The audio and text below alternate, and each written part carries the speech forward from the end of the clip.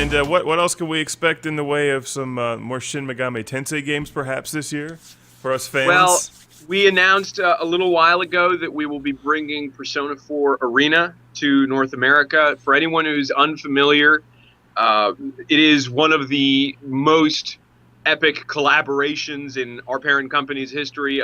Index Corporation basically is teaming up with, and Index Corporation is the corporate name for Atlus, teaming up with Arc System Works, the masters of the 2D anime fighter games like Blaze Blue. Blaze Blue is awesome. So Persona 4 Arena is, I've actually seen work in progress builds in the office. This is not just someone who's paid to say this. Totally, no one is really going to believe that I can separate the bias. But from every last detail, the UI, the character art, the sprite work, the backgrounds. Obviously, they're doing the same kind of great work they did with layering 3D and 2D elements when it comes to the backgrounds.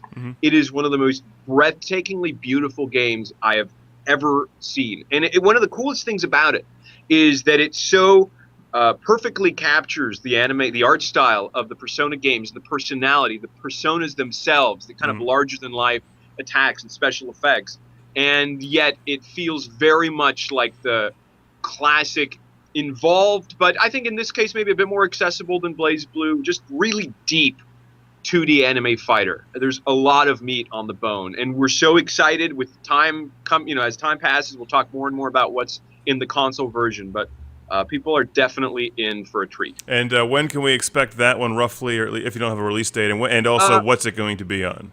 Well, Persona 4 Arena is coming to 360 and PS3, and it's coming summer time frame. I think we may have thrown out a month at some point. If folks really want to narrow it down, you can take a look at one of your nearest friendly neighborhood online retailers, and a lot of times those dates may be conjecture, and a lot of times they may be informed by whatever we think is our best guess. And what else? I'm always begging and pleading for another Darkspire. I'd love to see more of the Donpachi and Dodonpachi games. I have those on Saturn, and the old Atlus logo flies in, and every time I talk to you, I bug you about Dodonpachi. Well, we got so check this out. We got a couple more titles to talk about, and they are a PSP game coming out in 2012. I don't think it really gets more bold than that. We have Growlancer 4, or we're calling it Growlancer Wayfarer of Time. And it is a title that has been, we had Working Designs put out Growlancer Generations, that was 2 and 3 back in 2002-ish, I don't know, a PS2.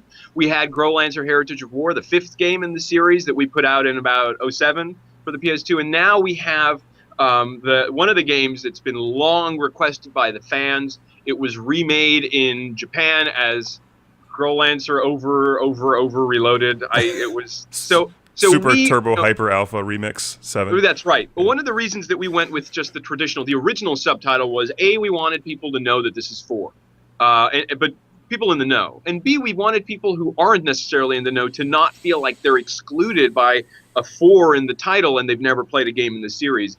Even though people have been conditioned by the SMT games and Final Fantasy games where the numbering, it doesn't necessarily suggest that there's a linear progression to the iteration, we wanted people to feel like they can just check it out, because they absolutely can. And what kind of game is this? Well, it's a tactical RPG, okay. And it's one of the things that we mentioned when we announced it, and I'll mention it again because I believe in forthrightness. Due to the scope of the localization in terms of text, it is one of the biggest localizations we've had to date. And because of the fact that, quite sincerely, it was prohibitive for us to license, it was actually costly to license the original Japanese voice, and it was also costly for us to completely re-record the voice in English. Only the anime sequences, which are gorgeous, by the way, are voiced, and they will be voiced in English. I know it's a disappointment for fans. Whenever possible, it's not even a consideration for us to make these kinds of changes, and we always try to look into dual language too whenever it's possible, just so our fans are aware. But in this case, it's one of those situations where it wasn't the most feasible thing for us. That said, it's a tactical RPG, and it takes place in this world that basically people are under the impression that a threat once long forgotten is no more, and couple of heroes, or a couple of young kids. It's when I first read the synopsis, I thought, okay, this is slightly cliche, but it isn't, because it actually kind of deals with these interesting elements of angels, but not really. And but anyways, you have this threat, this tremendous cataclysmic otherworldly threat that suddenly reappears. People aren't necessarily believing the two guys who are saying, well, the stuff's about to hit the fan. So that's Growlancer. It's coming out this summer. Mm-hmm. Alongside it, within a month or so, we have Gungnir from the same. It's a Depth Heaven game from the folks at Sting. So it's the same guys who did Knights in the Nightmare, Yggdra Union, Riviera: The Promised Land. Gungnir is a tactical RPG as well. I think anyone who was comfortable with Yggdra Union, mm-hmm. which had slightly more real-time action to its strategy RPG, and Knights in the Nightmare, which was totally something else. Yeah, that was. Yeah, it was a trip, but an awesome trip in my opinion. But you can look forward to the same amazing music, the same amazing art style, kind of the beautiful sprites.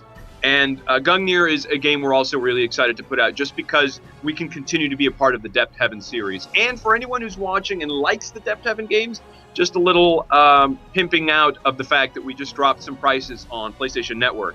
If you've got a PSP and you wanted to go digital for a while, or you just picked up a PS Vita, now might be the best time. I believe, if I'm not mistaken, that Riviera and Yggdra Union might be both $9.99. Okay. North America.